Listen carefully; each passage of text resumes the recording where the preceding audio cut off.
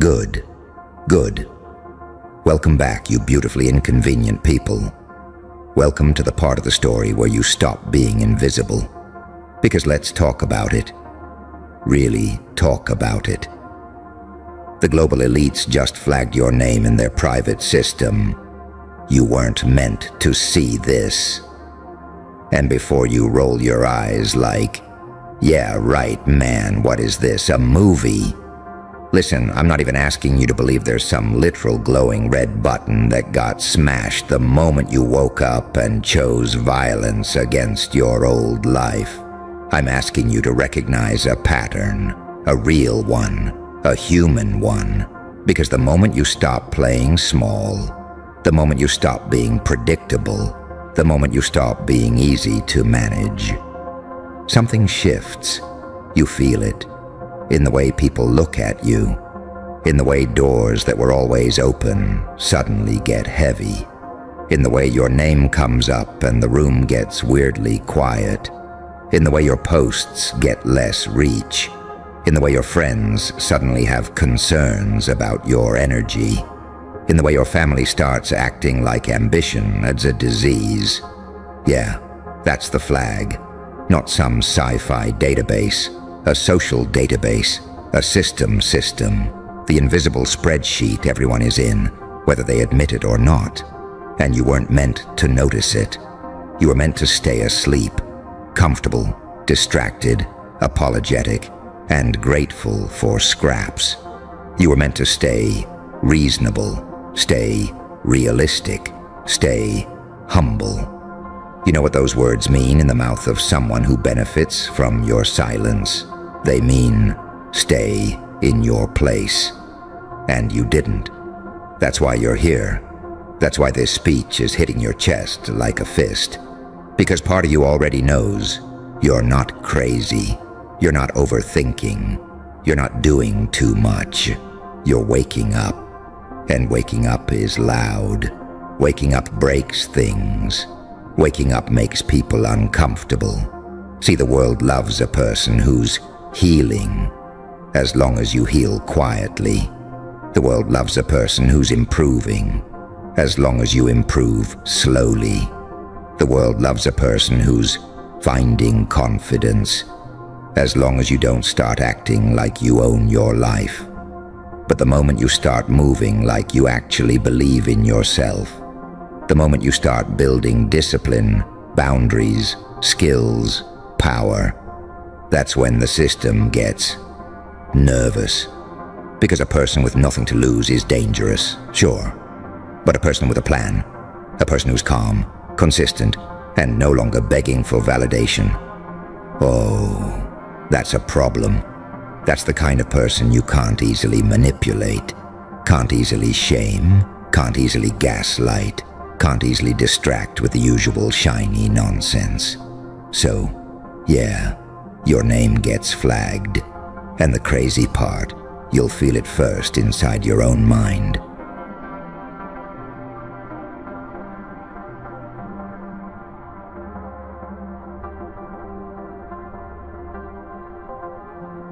It'll play your past failures on loop like a toxic playlist.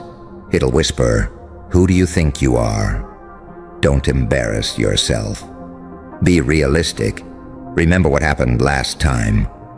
That's not intuition. That's conditioning. That's the internal security system, the private system that was installed in you a long time ago. And you weren't meant to see it. You were meant to think it was you, your personality, your anxiety, your bad luck, your lack of motivation. Nah, it's a program, and you're finally watching the code scroll down the screen. So let me say it clean, right now. If you feel resistance the moment you start improving, that does not mean you're on the wrong path. It often means you're finally on a path that matters. Because comfort never tries to stop you. Comfort welcomes you. Comfort gives you snacks and excuses and a soft little story that says, maybe tomorrow. But growth has a bouncer at the door. Growth says, prove it. Growth says, pay in discomfort. Growth says, earn it with consistency. And the system, your system, their system, everybody's system, hates consistency. Because consistency turns you into proof, and proof is contagious. You know what scares the global elites? And I'm using that phrase the way people use it, as shorthand for anyone at the top who benefits from you being small.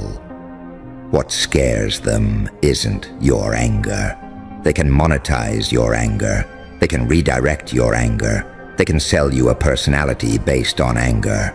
What scares them is your clarity. Your clarity means you stop chasing noise. You stop arguing with strangers online. You stop trying to win approval. You stop performing pain for sympathy. You start stacking skills. You start saving money. You start training your body. You start reading the boring stuff that actually changes your life. You start showing up when it's inconvenient, and suddenly you're not a consumer. You're not a follower. You're not a pawn. You're a problem. So the flag goes up, and it won't look dramatic at first. It'll look like little coincidences. People you supported won't support you back. Opportunities will disappear at the last second. You'll get misunderstood on purpose. You'll get labeled.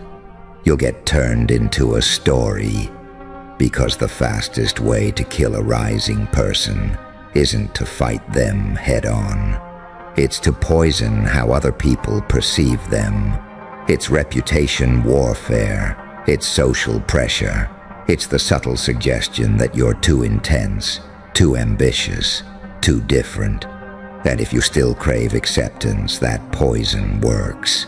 You'll shrink to get back into the group. You'll soften your voice. You'll edit your truth. You'll tone it down.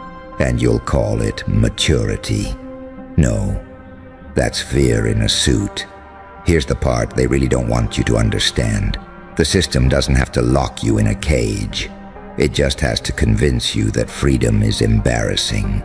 It just has to convince you that wanting more is cringe. That taking yourself seriously is arrogant. That discipline is obsessive. That boundaries are selfish.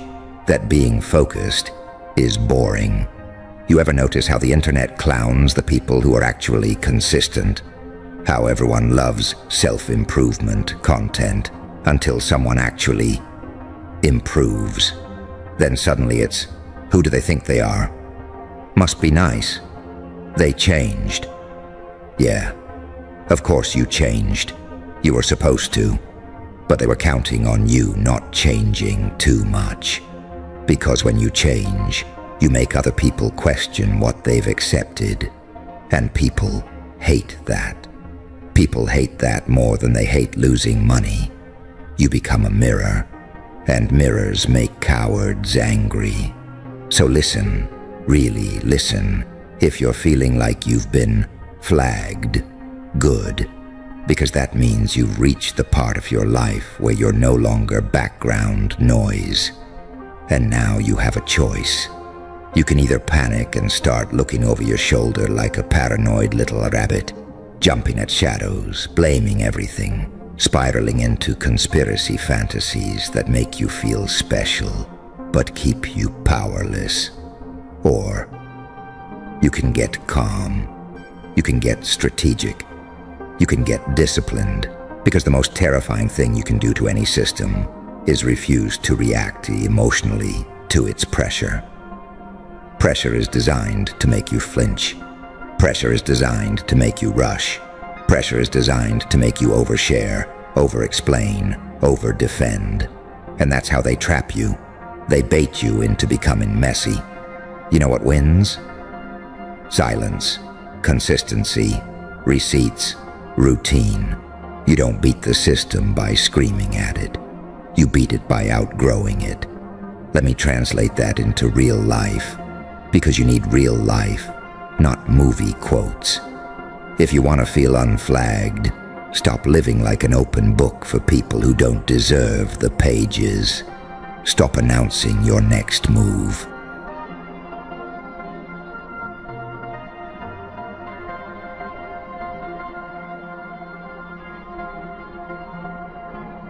Train in private, learn in private, save in private, plan in private.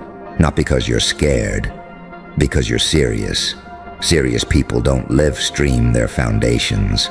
Serious people don't beg for applause while they're still pouring concrete. And I know, it feels lonely. It feels unfair. It feels like you're doing all this work and nobody claps. Good. That's how you know it's real, because attention is a drug. And the moment you stop needing it, you become dangerous in the best way. Now let's talk about the actual private system, because it's not just society. It's not just elites. It's not just politics or money. It's patterns. The private system is the people who benefit when you doubt yourself, the habits that keep you tired, the distractions that keep you scrolling, the addictions that keep you numb, the relationships that keep you small, the inner voice that keeps you apologizing for taking up space. That's the real database. And your name got flagged the moment you started saying no. No to the toxic friend who only calls when they need something. No to the boss who thinks your life belongs to the company.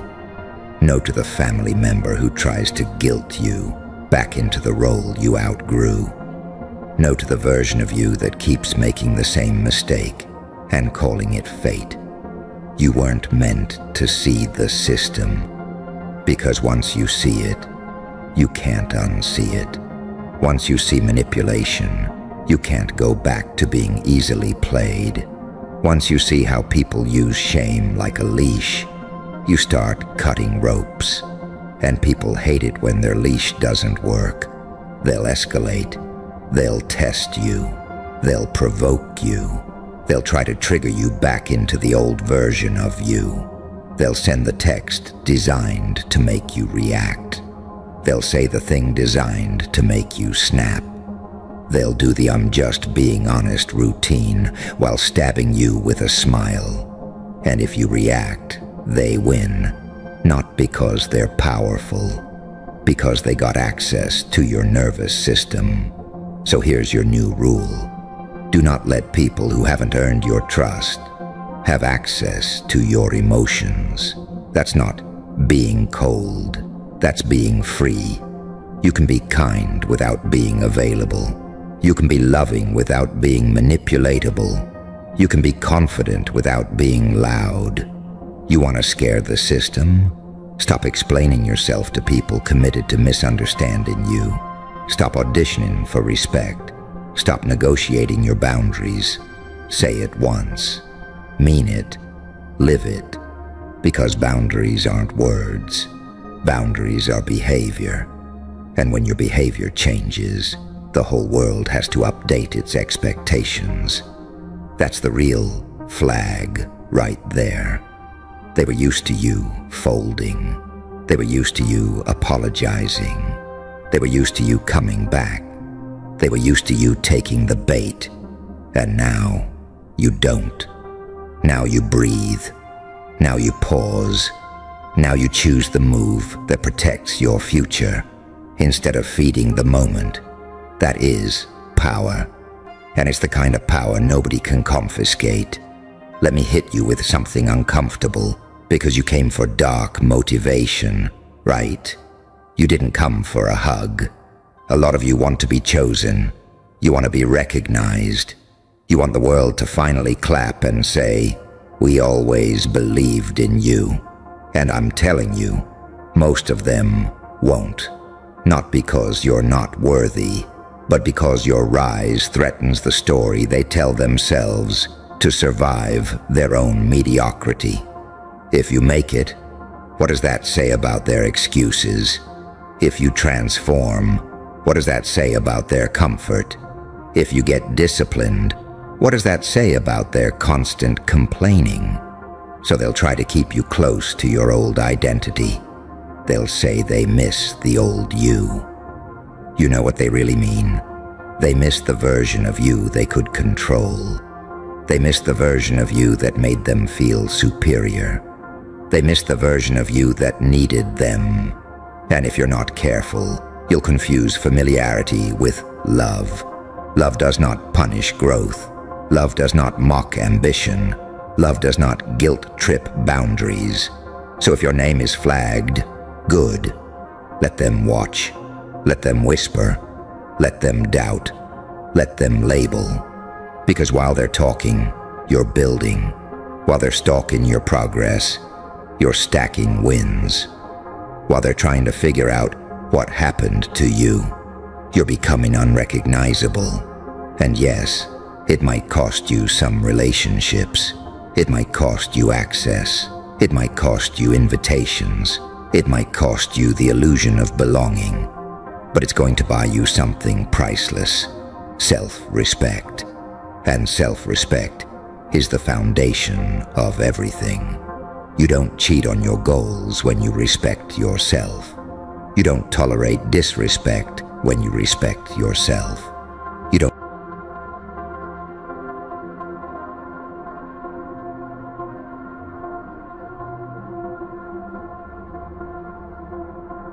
Now let's get practical, because motivation without strategy is just emotional fireworks. It looks cute, then it dies. If your name is flagged, here's what you do. You tighten your circle. Not because you hate people, because you love your future. You audit your habits like a detective. Where does your time go? Where does your money go? Where does your attention leak out? Because attention is currency now, and the system feeds off your scattered mind. You cut the cheap dopamine. Not forever, not like a monk. Relax. But you stop letting your phone decide your mood. You stop letting notifications control your nervous system. You stop waking up and immediately consuming other people's lives like that's breakfast. You replace chaos with routine. And routine is boring. Routine is unsexy. Routine doesn't get likes. But routine turns you into a machine. And a machine doesn't need motivation. A machine needs a schedule. So you build one. You lift. You walk. You sweat. Because a strong body makes a strong mind. And a strong mind doesn't fold when pressure comes. You read. You learn. You upskill.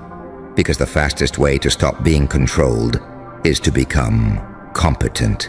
Competence is freedom. Competence is leverage. You get your money tighter. Not because money is everything, but because being broke makes you easy to control. When you're broke, you tolerate disrespect for survival. When you're broke, you stay in rooms you should have left. When you're broke, you sell your time too cheap. So you build a buffer. You build options. Options are power. And then, this is the hardest part. You accept that the pressure doesn't mean stop. Pressure means you're finally pushing against the ceiling that used to feel like the sky. And a lot of you have been living under ceilings your whole life, calling it reality. No, that's just the limit of what you've been trained to believe. Let me guess.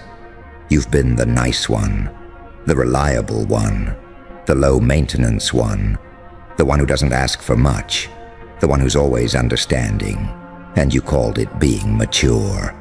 But really you were negotiating against yourself. You were shrinking preemptively to avoid conflict.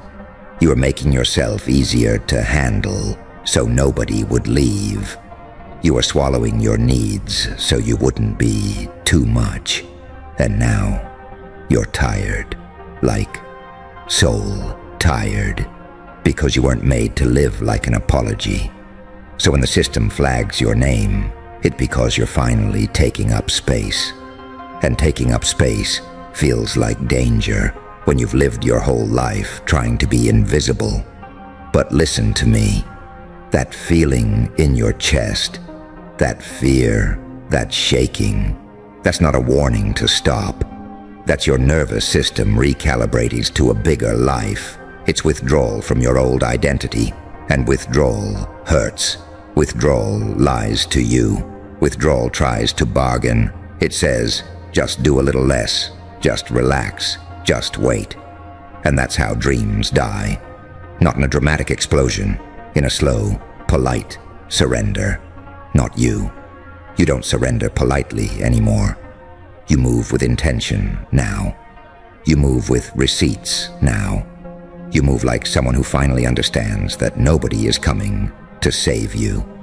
And that's actually good news, because it means nobody gets to control your rescue either. And I know it's scary. I know some night you stare at the ceiling and feel that weird mix of rage and hope and grief. Grief for the time you wasted. Grief for the version of you that didn't know better. But don't you dare turn that grief and a self-hate. Turn it into fuel. Use it. Let it sharpen you. Because the truth is, the system didn't flag you because you're weak. The system flags people who are waking up. People who are changing. People who are becoming unpredictable. They flag the ones who stop accepting the script. And you're done accepting scripts. You're done living like a side character in somebody else's story. You're done being the punchline. You're done being the potential person who never actually cashes in. Potential is just a prettier word for unused power, and unused power turns into depression. Unused power turns into bitterness. Unused power turns into that numb, quiet life where you smile in pictures and feel dead inside. So you're going to use it now.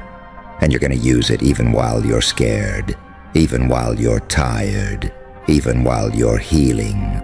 Because healing isn't passive. Healing is war. Healing is boundaries. Healing is discipline. Healing is telling the truth when lying would be easier. And the people who benefited from your silence will call that changing. They'll call that selfish. They'll call that cold. Let them. You weren't meant to be understood by people who only liked you when you were convenient. And here's the part that hit.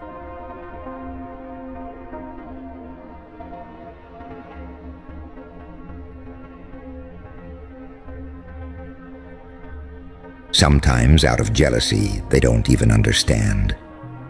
Sometimes because your growth forces them to face their stagnation. So stop looking for permission. Stop waiting for the green light.